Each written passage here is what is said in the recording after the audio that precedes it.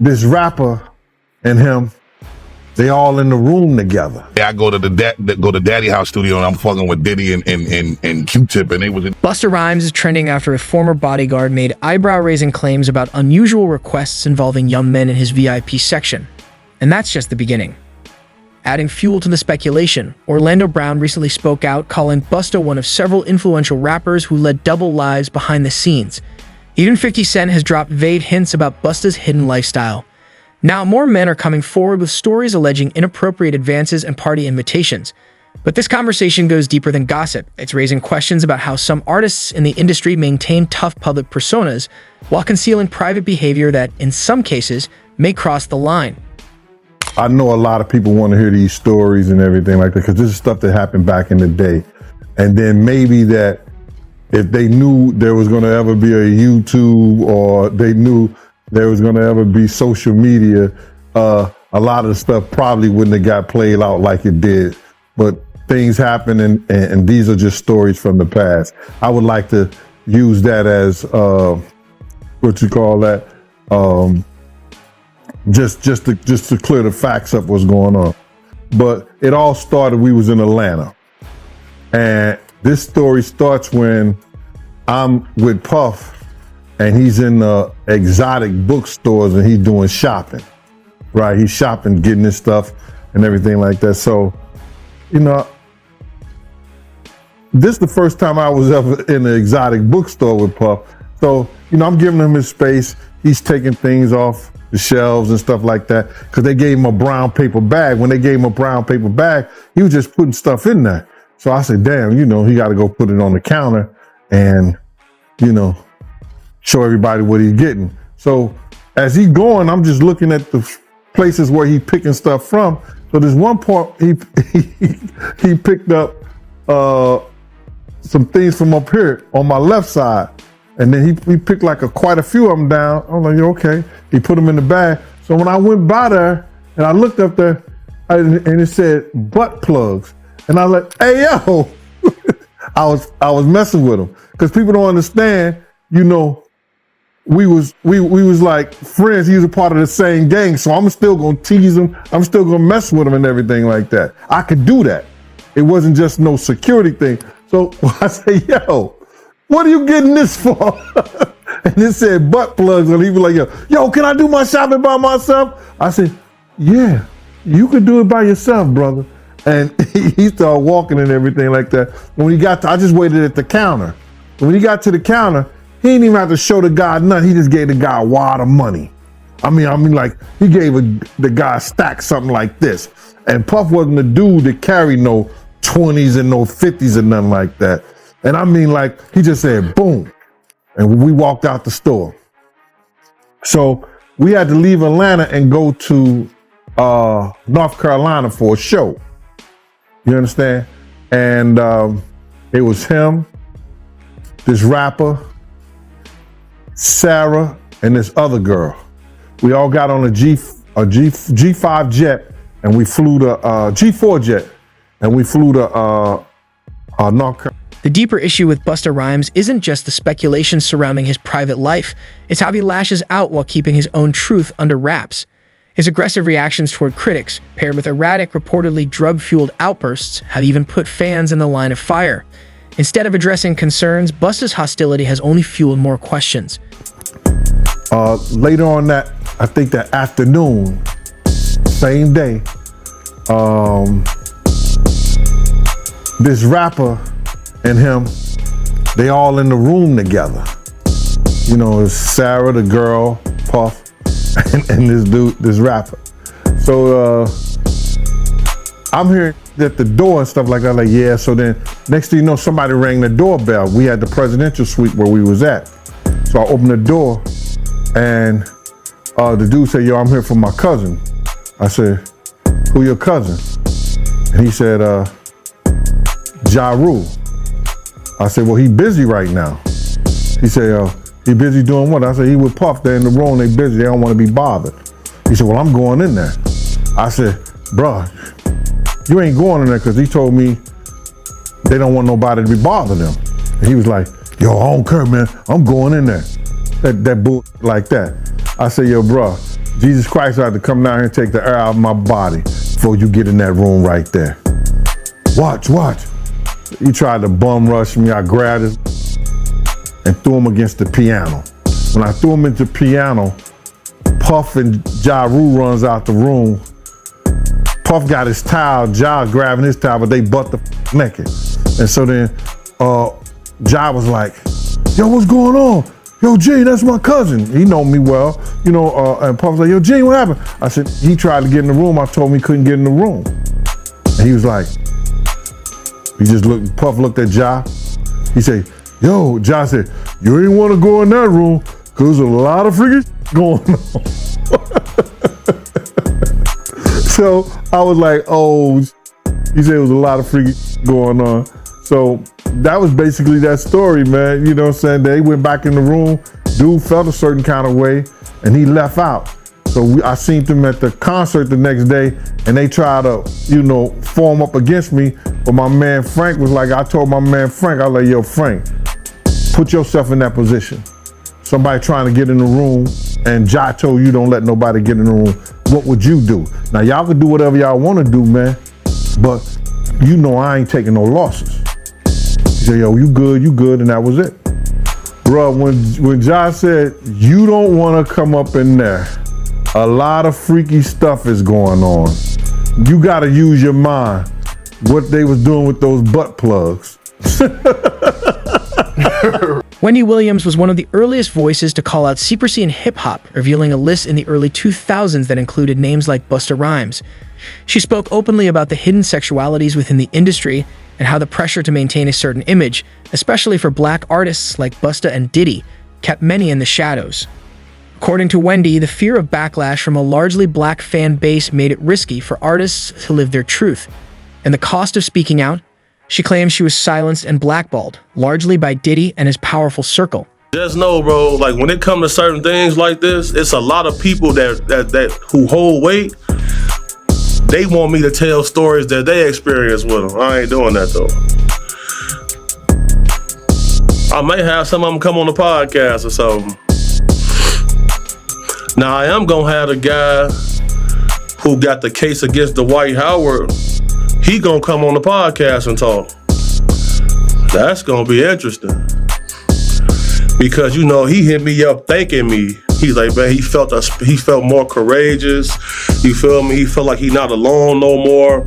Because, he speak about dude like he a monster. You know what I'm saying? He showed me like the threats he was receiving and things like that from him. So like, I'm getting a lot of support though, bro. Like the support I've been receiving, it really changed my whole life. Cause like working this job, bro, like it eat away at your soul, bro. Like, you know what I'm saying? Because you can't really date like that. You feel me? And then you gotta keep so much a secret.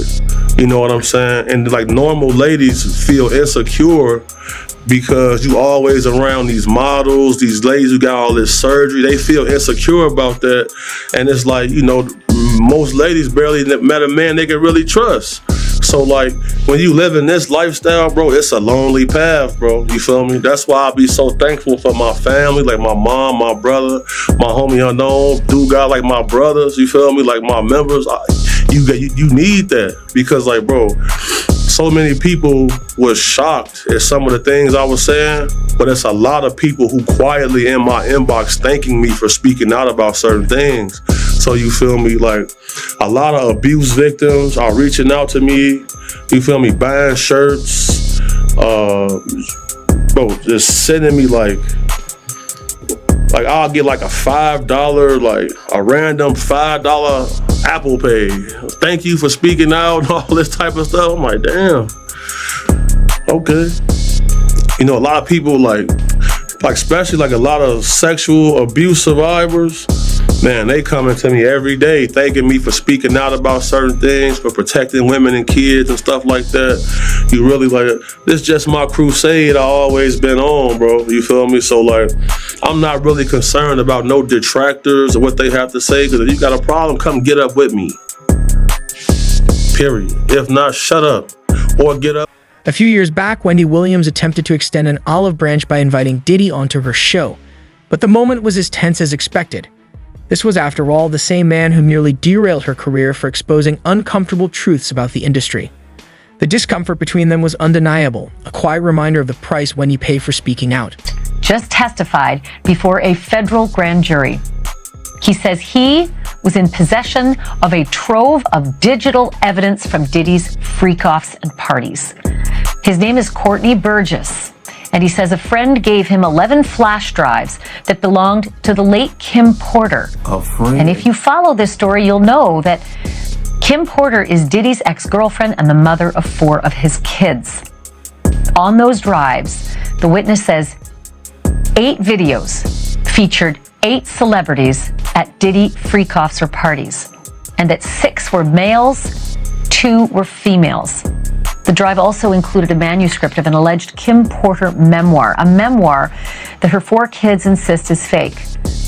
Courtney Burgess told his story on a podcast before he told the grand jury today, and after he told the grand jury, and I mean immediately after, he booked it over to my set, and he and his attorney talked to me. I should tell you that he was very limited in how much detail he could go into about his testimony. And because the 8 people in the videos, the 8 celebrities in the videos were allegedly victims of sex crimes, we know who they are, but we will not be naming them, famous or not.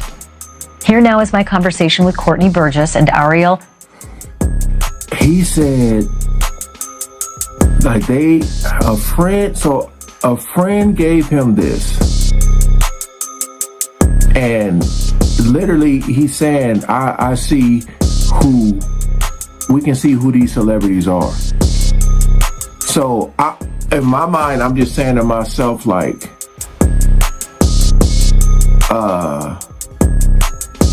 this wouldn't be part of the trial. I'm just kind of confused on,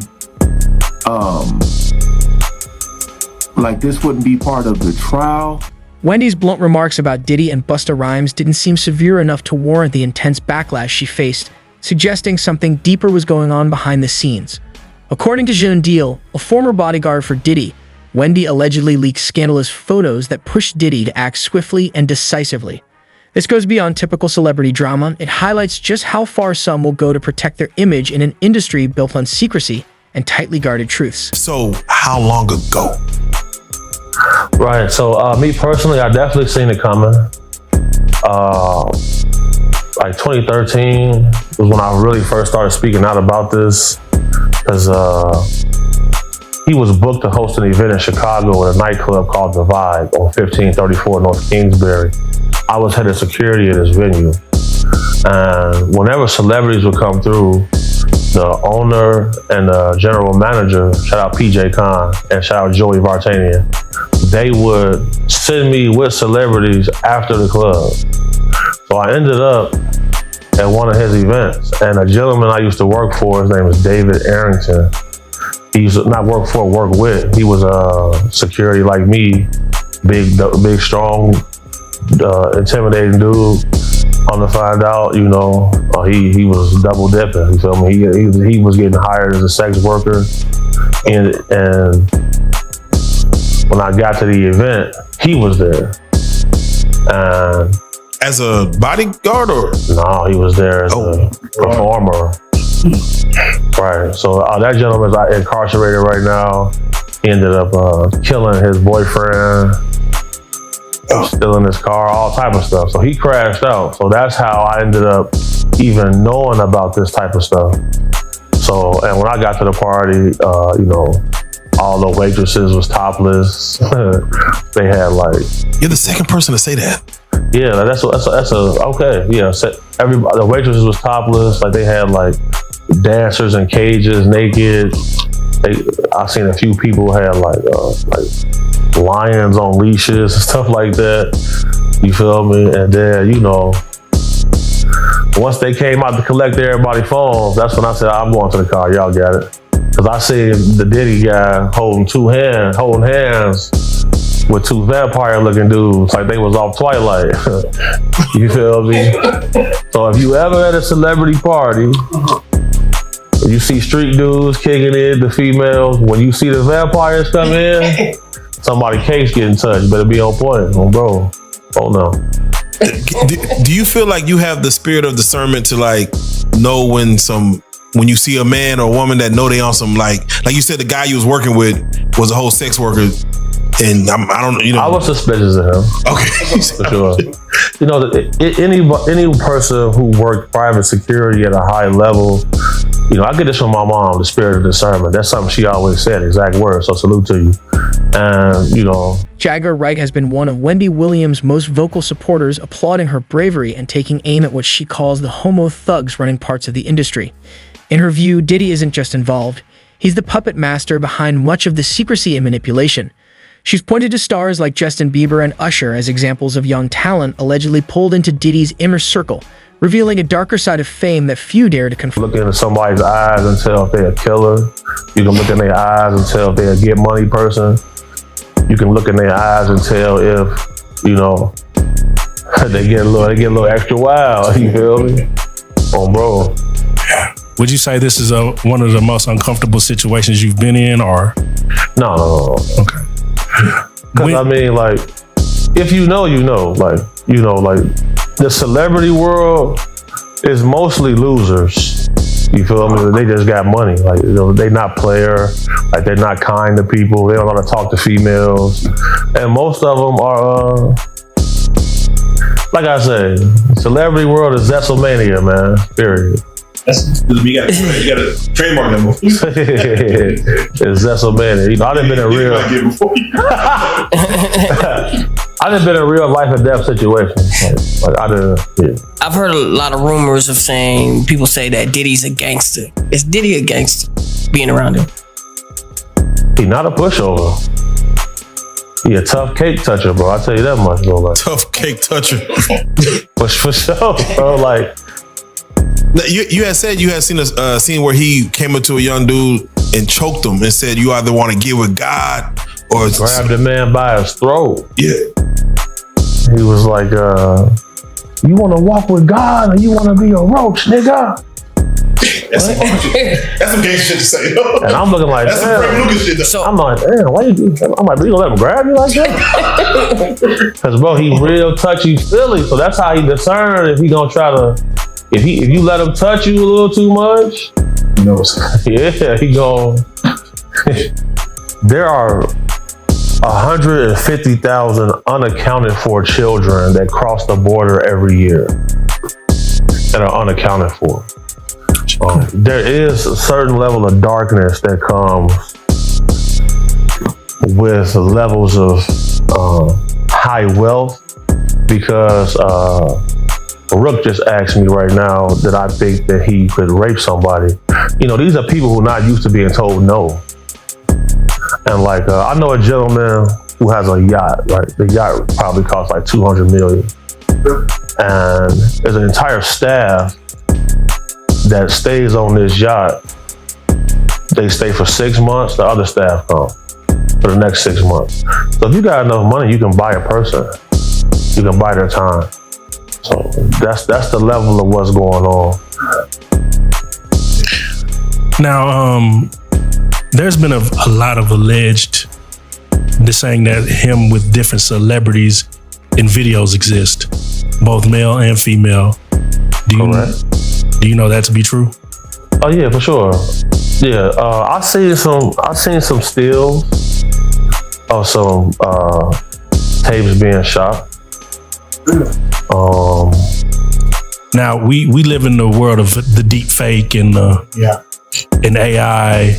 Is it possible that could be created or crafted and sold? It's kind of hard to fake CCTV footage simply because it's time stamped and the pixels in that camera. Any AI footage, the pixels is way higher than a normal camera. For sure. So, you know, you got to take that into consideration. I think I'm gonna Google everyone who has a $200 million yacht. We gonna line this. We gonna get close. It's hundreds of guys who got. Okay. Bro, yeah. Okay. Rook, didn't you say you wanted a yacht? Yes. 200 million.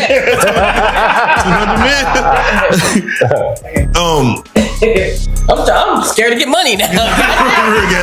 It's getting scary. It's not the money that changes people, because if you a man who get money, you know that this money is a tool. Right. It's not your identity. And like, I'm sure there are things that you wouldn't do for money. Right. So it's not the money that changes people. Brooke always told me money only amplifies who you really are. Yeah, you don't really know who you are until you get some money. Right. Yeah, for sure. Let you have anything in the world that you want. I'm gonna throw you what. Now, Diddy was he had sued the liquor company. I forget the name. It was a hard name for me to pronounce, but he pretty much won the lawsuit. But you know, it was explained that in these lawsuits there's a morality clause. Do you think that his battle against this liquor company could have been what set this off actually, or was this only inevitable? Well, you gotta look at it. We all thought he owned Ciroc. For sure. Yeah. He felt like eventually he would be able to get some ownership stake. He didn't. And these issues really started for him once he went after them. Because shortly thereafter, he sold Revolt TV. And anybody who follows him, Revolt TV was his baby. He worked hard on that. Facts. So once that was sold, I knew the end was near at that point. Because, you know, just like Gucci Mane, when he went to jail, he passed his artist contracts off to people who could hold them and fulfill the details while he was gone. That's what they do. They pass it off to people who can put it in a shell corporation. So you can have a corporation that have an anonymous owner. So in a bold and unexpected move, Orlando Brown has made some of the most shocking claims yet about Busta Rhymes. Revealing his real name, Orlando accuses the rapper of engaging in behind-the-scenes behavior that, according to him, has never involved women. These startling allegations cast a new shadow over Busta's public image, prompting fresh questions about the persona he's presented for decades.